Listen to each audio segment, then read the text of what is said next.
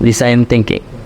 Pernah nggak sih kamu lagi scroll Instagram atau TikTok, terus tiba-tiba muncul feed atau story temen kamu yang desainnya keren banget. Rasanya pengen banget langsung komen, gile, static chest. Tapi dibalik itu semua, kamu langsung mikir, gimana ya orang bisa punya ide buat bikin desain sekeren itu. Nah, disinilah menariknya. Desain itu gak cuma soal bikin sesuatu yang enak dilihat. Ada cara berpikir dibalik itu semua, yang gak cuma bikin desain terlihat keren, tapi juga meaningful dan fungsional. Namanya design thinking. Design thinking ini kayak senjata rahasia buat ngasilin ide-ide yang gak cuma catchy, tapi juga nyentuh hati orang. Ini tentang mikirin setiap detail, gimana caranya sebuah desain bisa bikin orang yang lihat merasa terhubung dengan desain kita. Misalnya, pas kamu lihat desain di feed teman kamu tadi, pasti ada proses kreatif yang bikin desain itu gak cuma menarik, tapi juga nyampain pesan yang jelas. Dan kalau dipikir-pikir, ini tuh bukan cuma soal desain. Ini tentang gimana kamu menghadapi berbagai masalah dalam hidup. Sama seperti cara kamu merancang desain yang gak cuma indah, tapi juga bermakna. Design thinking ngajarin kamu buat nyelesain masalah dengan cara yang kreatif dan inovatif. Kamu jadi bisa melihat sesuatu lebih dalam, mikirin apa yang orang lain rasakan, dan bikin solusi yang gak cuma bikin mereka berhenti dan lihat, tapi juga mikir dan merasa. Bayangin deh, kalau kamu bisa nerapin cara pikir ini gak cuma buat desain, tapi buat berbagai hal di hidup kamu. Gimana cara kamu nge-handle proyek, gimana kamu menyampaikan ide, bahkan gimana kamu berinteraksi sama orang lain. Dengan design thinking, kamu gak cuma jadi lebih kreatif, tapi juga lebih peka dan relevan. Dan itulah yang bikin kamu, apapun yang kamu kerjakan, jadi powerful banget.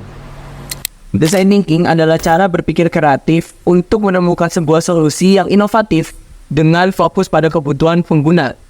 Prosesnya, kita yang pertama harus memahami apakah yang dibutuhkan pengguna, lalu kita harus memberikan solusi atau ide-ide, lalu baru setelah dari ide tersebut kita proses, yang mana kemudian setelah kita proses, baru kita uji sebelum kita berikan kepada pengguna. Nah, apa sih keuntungannya? Keuntungan dari design thinking dapat diterapkan dalam berbagai konteks. Tentunya tidak hanya dalam pengembangan produk atau perbaikan sebuah produk, karena design thinking dapat dikombinasikan dengan metode lain seperti stage gate. Dengan syarat, design thinking membutuhkan sebuah tim yang beragam dan juga tentunya kolaboratif.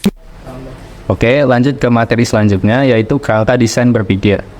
Tahap pertama dalam kerangka desain berpikir adalah tahap menemukan atau discover. Tujuan utama tahap menemukan yaitu untuk menemukan wawasan baru tentang pelanggan. Artinya, tim harus menemukan dan memahami kebutuhan pelanggan yang belum terungkap.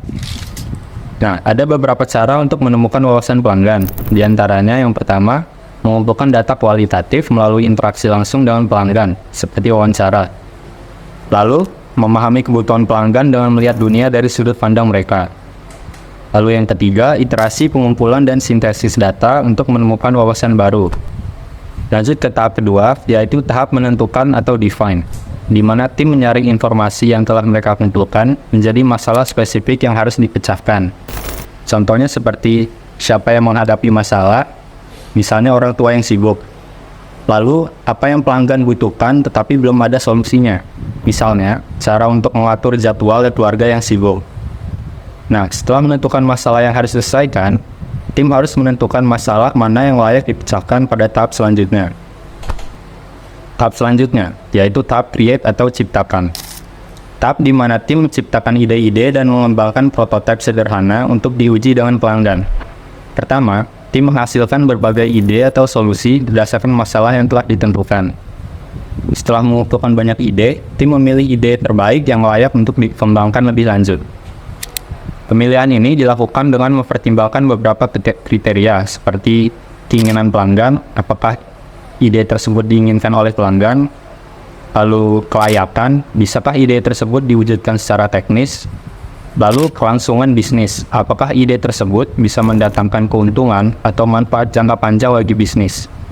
Setelah memilih ide terbaik, tim kemudian membuat prototipe sederhana yang kemudian diuji dengan pelanggan untuk melihat bagaimana mereka bereaksi dan apa umpan balik mereka.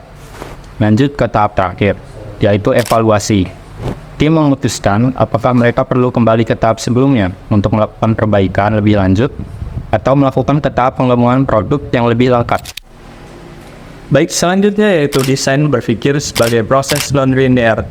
Desain berpikir sebaiknya dipahami sebagai proses iteratif dan non-linear, bukan sebagai urutan langkah yang kaku. Meskipun biasanya dimulai dengan identifikasi masalah dan dilanjutkan dengan penyelesaian, kenyataannya proses ini melibatkan pengulangan dan revisi terus-menerus. Pendekatan ini menekankan pentingnya menghasilkan solusi awal meskipun belum sempurna, untuk belajar lebih lanjut dan memperbaiki solusi secara bertahap. Desain berpikir memberikan fleksibilitas yang memungkinkan tim untuk beradaptasi dengan tantangan yang muncul dan meningkatkan peluang dan menemukan solusi terbaik. Terakhir, meskipun terlihat lebih kompleks dibandingkan dengan metode tradisional, pendekatan ini dapat mengurangi waktu dan usaha yang terbuang jika digunakan dengan tepat. Fleksibilitas ini yang akan menjadi kunci dalam memanfaatkan desain berpikir secara efektif.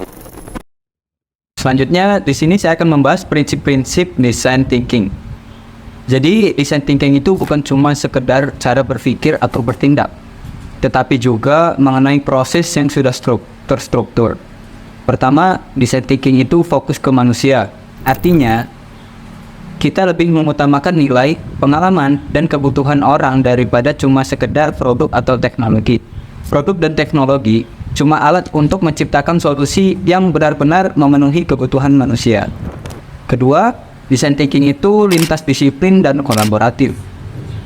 Kita butuh tim dengan berbagai latar belakang dan perspektif. Kadang kita juga melibatkan orang luar seperti pelanggan atau ahli buat mendapatkan insight tambahan. Ketiga, design thinking itu holistik dan integratif. Kita perlu memahami hubungan dan koneksi antara ide-ide yang kelihatannya nggak nyambung. Keempat, fleksibilitas dan kenyamanan. Dengan ketidakpastian itu, design thinking paling efektif buat menghadapi masalah yang nggak jelas. Dan kita harus siap beradaptasi dan coba-coba. Kelima, keterampilan komunikasi multimodal juga perlu. Kita harus bisa berkomunikasi lewat berbagai cara, baik itu verbal, visual, atau taktil, tanpa khawatir soal keterampilan kita. Dan yang terakhir, mindset pertumbuhan adalah kuncinya. Artinya, kita harus siap mencoba ide dan prototipe baru sebagai bagian dari proses belajar tanpa takut gagal. Jadi, kesimpulan yang dapat diambil dari materi tersebut adalah design thinking merupakan pendekatan inovatif yang berfokus pada pemecahan masalah secara kreatif dan sistematis, dimulai dengan memahami kebutuhan dan pengalaman pelanggan. Melalui tahapan discover, define, create, and evaluate, design thinking membantu menemukan masalah yang tepat untuk dipecahkan dan menciptakan solusi yang berpusat pada pelanggan. Pendekatan ini bersifat iteratif dan fleksibel, memungkinkan adaptasi cepat terhadap perubahan. Dengan mengadopsi mindset ini, perusahaan dapat mengidentifikasi peluang tersembunyi, menciptakan solusi bermakna, dan mencapai kesuksesan jangka panjang dalam pasar yang kompetitif.